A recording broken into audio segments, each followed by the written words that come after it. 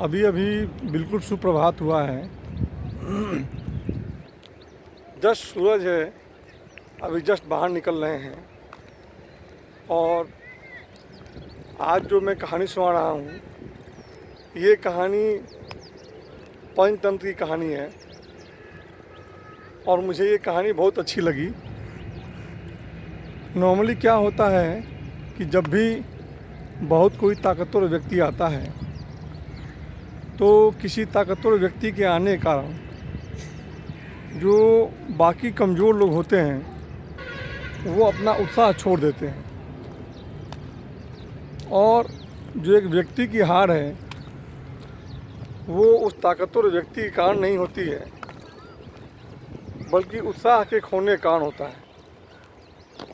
तो ये यही कहानी है जिस कहानी से ये सबक मिलती है कि कितना भी मजबूत विपक्ष क्यों ना हो,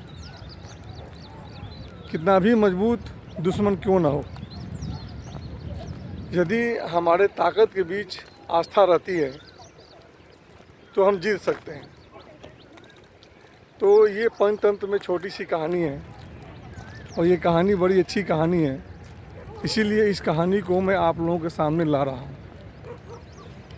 तो कहानी ये थी कि कोई एक जंगल था और उस जंगल में बहुत मजबूत और मदमस्त हाथी रहा करता था।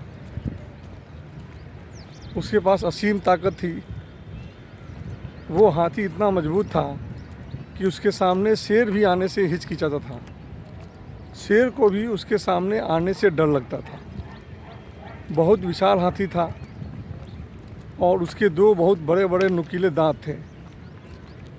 तो इस कारण से उस हाथी के सामने आने में किसी को भी बहुत डर लगता था, और इस कारण से वो हाथी था बहुत ही मदमस्त रहता था और किसी से भी डरता नहीं था। तो वो जो हाथी था इसी तरह से कहीं जा रहा था, जंगल में जा रहा था। उसके सामने जो भी पेड़ या पौधे आ रहे थे उन सब पेड़ और पौधों को वो तोड़ते हुए जा रहा था। क्योंकि वो हाथी मजबूत था और किसी का डर नहीं था, इसीलिए वो हाथी अपनी बिल्कुल मनमानी करते हुए जा रहा था। रास्ते में एक पेड़ था, एक छोटा सा पेड़ था वहाँ पे। उस छोटे से पेड़ पे एक चिड़ा और चिड़ी का परिवार रहता था, और जो चिड़ी थी, चिड़ी ने कुछ अंडे दिए थे, छोटे छोटे अंडे थे और बहुत सारे सपने वो सजा के रखी हुई थी। वो सोच रही थी कि जल्दी से जल्दी चूजे पैदा होंगे और उन चूज़ों के पैदा होने के बाद वो उन्हें उड़ना सिखाएगी। चिड़ा भी बहुत खुश था। वो चिड़ी के साथ उसी तरह के सपने संजो रहा था और सोच रहा था कि कब ये अंडे फूटेंगे कि बच्चे निकलेंगे, और फिर उन लोगों के लिए खाने पीने की व्यवस्था करेगा, उन लोगों को साथ उड़ने के लिए ले जाएगा। तो इस तरह से जो वो चिड़ा और चिड़ी का परिवार था उस पेड़ पे सपने संजोए बैठा था, और उधर वो जो हाथी था, हाथी मदमस्त था, वो बिल्कुल अपनी ही धुन में आ रहा था और बिना परवाह किए रास्ते में जो भी पेड़ और पौधे आए सबको तोड़ता हुआ, सबको फोड़ता हुआ वो आगे बढ़ता जा रहा था।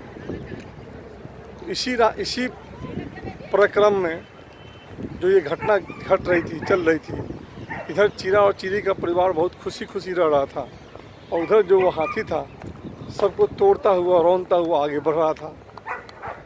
इसी दौरान वो पौधा भी आ गया, वो पेड़ भी आ गया जिस पे इस चिड़ा और चिड़ी का परिवार था, और अपने धुन में जो हाथी था उसने उस पेड़ को तोड़ दिया, उसको तहस नहस कर दिया। और उसका रिजल्ट ये हुआ कि जो घोंसला था उस पेड़ के ऊपर, वो घोंसला भी टूट के गिर गया। और जाहिर सी बात है, जब घोंसला टूट के गिरा तो उसके अंडे भी नीचे टूट के गिर गए। और हाथी था, हाथी अपने धुन में मस्त मदमस्त उसने उन अंडों को भी तोड़ दिया, फोड़ दिया और इस तरीके से चीरा और चीरी का परिवार तहस नहस हो गया। चीरा और चीरी उड़ के दूसरे पेड़ पे बैठ गए और अपने अंडों को बर्बाद होते हुए, नष्ट होते हुए देख के रोने लगे। शोक में दोनों डूब गए, बहुत दुखी होकर रोने लगे। तो और वो हाथी था, सब चीज़ तहस नहस करके अपने घमंड में आगे बढ़ता चला गया। जब ताकतवर इंसान आता है तो वो कमज़ोरों को रौंदते हुए चला जाता है, अपनी ताकत में मस्त, अपनी धुन में मस्त, बिना किसी और की गैरों की परवाह किए हुए। तो यही चीज़ उस हाथी ने किया। ये आज के पराक्रम में भी, आज के संदर्भ में भी ये लागू होता है कि जब कोई भी ताकतवर इंसान होता है, जब कोई भी ताकतवर व्यक्ति होता है, तो नॉर्मली वो अपने ताकत के नशे में चूर होता है और छोटे छोटे लोगों को ध्यान नहीं देता है। छोटे छोटे और कमज़ोर व्यक्ति होते हैं उन पे ध्यान नहीं देता है। तो इसी तरह काम उस हाथी ने किया और उस पेड़ पे जितनी भी चीज़ें थी सबको नष्ट कर दिया। और इसके बाद चीरा और चीरी का परिवार था, बहुत दुखी होकर वहाँ पे रह रहा था।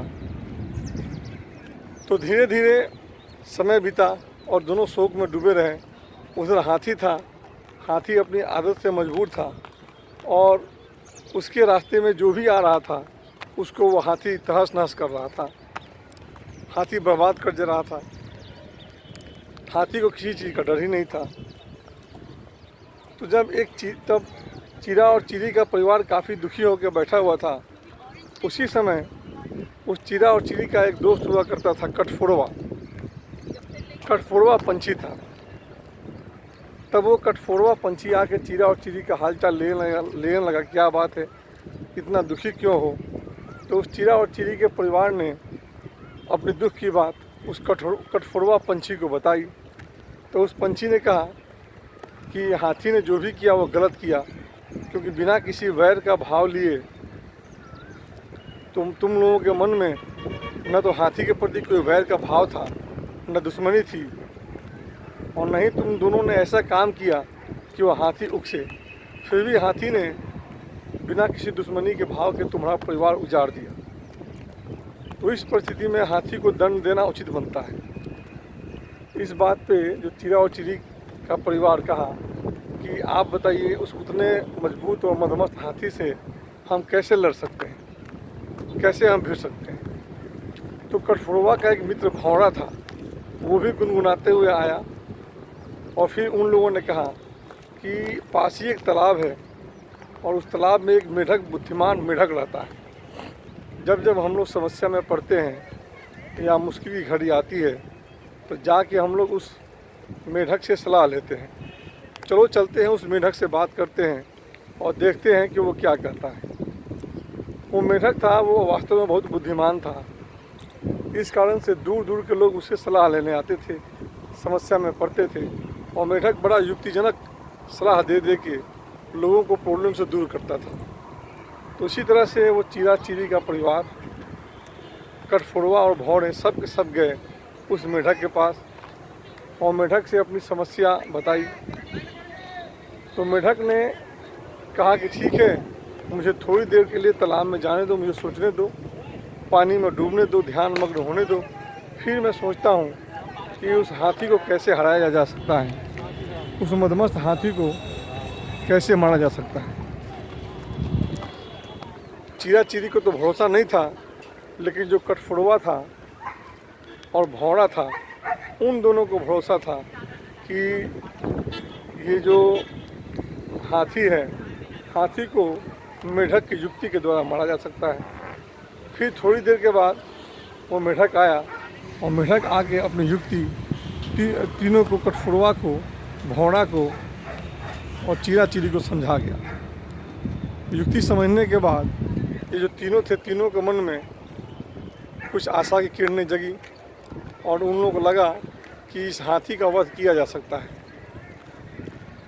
और जो युक्ति मेढक ने समझाई थी, उस युक्ति के हिसाब से जो भौरा था अपने बहुत सारे दोस्तों को लेकर हाथी के पास गया और गुनगुनाने लगा बहुत सारे गीत। वो बहुत सारे जो भौरे थे वो जाके गीत गाने लगे हाथी के पास। और जब पूरा मौसम अच्छा था, सुगंधित हवा बह रही थी, अच्छी बयार बह रही थी, तो उसी समय भौरों ने जाकर गीत गाना शुरू किया, गुनगुनाना शुरू किया। और उसके गीत गाने से और मौसम का प्रभाव था, इस कारण से जो हाथी था, हाथी मस्त होके आंखें बंद करके उस गानों को सुनने लगा। तो धीरे धीरे जो हाथी था वो अपनी आंखें बंद करके चलने लगा। जब भौरे ने देखा कि यह हाथी अपना आंख बंद किया हुआ है और बंद करके चल रहा है, तब उसने कठफोड़वों को बुलाया। और जो कठफोड़वे जो पंछी थे वो आए और एक साथ हाथी के दोनों आँखों पर अटैक कर दिए। एक साथ दोनों हाथी के आँखों पर अटैक किए और दोनों आँखों को फोड़ डाला। इस तरह से जो हाथी था, हाथी के दोनों आँख थे, वो दोनों आँख ख़त्म हो चुके थे और हाथी डर गया था। अपनी आँखों के फूट जाने के बाद हाथी परेशान हो गया और हाथी धीरे धीरे इधर उधर भागने लगा, यहाँ वहाँ भागने लगा। और जहाँ तहाँ भागने से वो कभी पेड़ से लड़ जाता था, कभी किसी पत्थर से लड़ जाता था, तो उसको चोट और पड़ती चली जाती थी और वो उतना ही परेशान और उतना ही गुस्सैल होकर यहाँ वहाँ भागने लगा। फिर जो मेढक थे, मेढक इसी समय का इंतजार कर रहे थे। हाथी जब मेढक के आसपास गया तो मेढकों ने पहले से ही प्लानिंग कर रखी थी।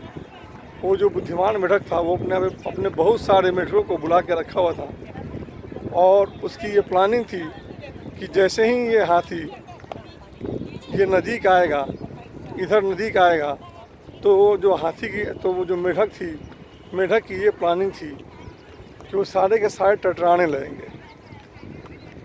क्योंकि नॉर्मली क्या होता है कि जो मेढक होते हैं वो पानी के स्रोत के पास होते हैं। ये हाथी को भी ज्ञात था, इसलिए मेढकों ने ये प्लानिंग की थी कि जब ये हाथी आसपास कहीं आएगा तो उस समय ये लोग टटराना शुरू कर देंगे। क्योंकि मेढकों के टटराने से हाथी को इस बात का एहसास हो सकता था कि आसपास कहीं पानी का स्रोत है, तो हो सकता है कि हाथी उस जलन को बुझाने के लिए, अपनी आँखों की जलन को बुझाने के लिए वो आसपास आए। मेढकों ने वैसा ही किया। जैसे ही वो हाथी आसपास नज़र आया, बहुत सारे मेढकों ने टटराना शुरू कर दिया। टटराने से हाथी ने अनुमान लगाया कि हो सकता है कि आसपास कहीं पानी का स्रोत है।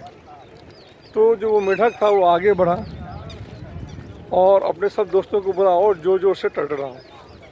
हाथी था उस दिशा में आगे बढ़ता गया, इस बात को सोचते हुए कि हो सकता है कि पानी का स्रोत कहीं आसपास ही है, और इस अनुमान में कि पानी से अपनी आँखों के घावों को धोएगा, वो उधर आगे बढ़ता ही गया। और मेढकों ने अपनी पूर्व नियोजित जो उन लोगों की प्लानिंग थी उसके हिसाब से वे एक बहुत बड़े गड्ढे की तरफ जाके बैठ गए और वहाँ टटराना शुरू कर दिए। और वो जो गड्ढा था, वो गड्ढा बहुत ही बड़ा और बहुत गहरी खाई थी उसमें। तो उन लोगों की प्लानिंग थी कि हाथी को लाकर इसमें गिराया जाए, और ठीक वैसा ही हुआ। वो जो हाथी था, हाथी वो उस मेढकों की टटराहट को सुनते हुए उस जाकर गड्ढे में गिर गया, और गिरने के बाद वहीं पे भूख प्यास से उसकी बड़ी दर्दनाक मौत हो गई।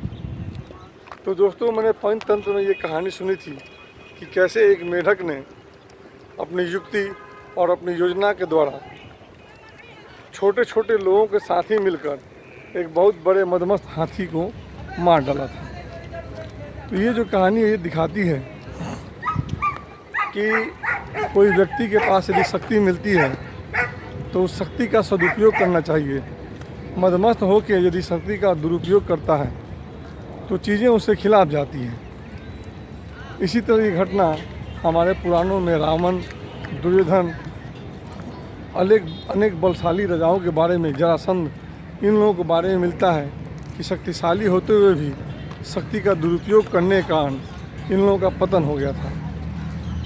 और दूसरी इससे सबक ये मिलती है कि कोई भी व्यक्ति का चाहे कितना भी छोटा क्यों ना हो, कितना भी कमज़ोर क्यों ना हो, यदि छोटे छोटे व्यक्ति मिल के ही आपस में युक्तिपूर्व डिसाइड कर लें तो कोई कितना भी ताकतवर क्यों ना हो, कोई कितना भी मजबूत क्यों ना हो, सबको हराया जा सकता है। तो दोस्तों ये कहानी मुझे बहुत अच्छी लगी, इसलिए मैंने ये शेयर किया और आप लोगों ने इस कहानी को सुना। इस चीज़ के लिए आप लोगों का मैं धन्यवाद करता हूँ। धन्यवाद आपका।